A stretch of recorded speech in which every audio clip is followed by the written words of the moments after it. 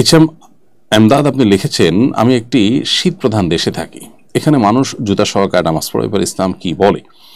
জুতা যদি পবিত্র হয় তাহলে সেক্ষেত্রে সে জুতা নিয়ে নামাজ পড়তে কোনো অসুবিধা নেই। নবী করিম সাল্লাল্লাহু আলাইহি ওয়াসাল্লাম নিজে সালাত আদায় করেছেন, তার পায়ে জুতা ছিল এবং জুতা পবিত্র ছিল, এরকম বিভিন্ন হাদিস দ্বারা প্রমাণিত রয়েছে।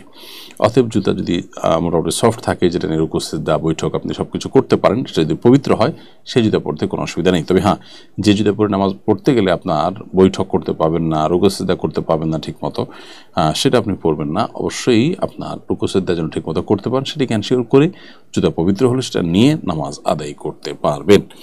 তবে আপনাকে উজু অবস্থায় থাকতে হবে অবশ্যই, অর্থাৎ উজু করে তারপর জুতা পরিধান করেছেন, অথবা উজু করে তারপরে মোজা পরে যথাযথ নিয়মে তারপরে আপনি পবিত্রতা অর্জন করে জুতা পরেছেন, তাহলে ওই জুতার সহ নামাজ পড়তে কোনো অসুবিধা নেই। এমডি হাবিবুল্লাহ লিখেছেন, বরকতময় রিজিকের জন্য একটি অব্যর্থ আমল বলে দিন, খুব সমস্যায় আছি।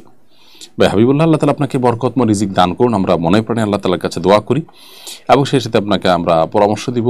রিজিকের আল্লাহ তালার পক্ষ থেকে রিজিক এবং রিজিকে বরকত লাভের 10টি চাবি, এই মর্মে একটা ভিডিও আমাদের আছে, বেশ অনেক বছরের পুরনো। এই বরকত লাভের 10টি চাবি নামক ভিডিওটি আপনি যদি দেখেন, আশা করা যায় সেখানে আপনি রিজিকের মধ্যে যেন বরকত লাভ হয়, কল্যাণ যেন হয়, আল্লাহ যেন রিজিক বাড়িয়ে দেন, তার জন্য অনেকগুলো উপায় উপকরণ বলা আছে। এর মধ্যে থেকে একটা হলো তাকওয়া অর্জন করা। আল্লাহ তাআলা বলেছেন যে ওয়ালাউ আন্না আহলাল কুরআন ওয়াত্তাকাউ লাফাতাহনা আলাইহিম বারাকাতিম মিনাস সামা, কোন জনপদের মানুষরা যদি তাকওয়া অবলম্বন করে, আল্লাহ ভীরুতা অবলম্বন করে, তাহলে সেক্ষেত্রে আল্লাহ বলেছেন আসমান থেকে তাদের জন্য বরকতের দুয়ারসমূহকে ওপেন করে দিবেন। ইস্তিগফার করলে আল্লাহ তাআলা রিজিক বাড়িয়ে দেন, আত্মীয়তার সাথে সম্পর্ক ভালো রাখলে আল্লাহ তাআলা রিজিক বাড়িয়ে দেন।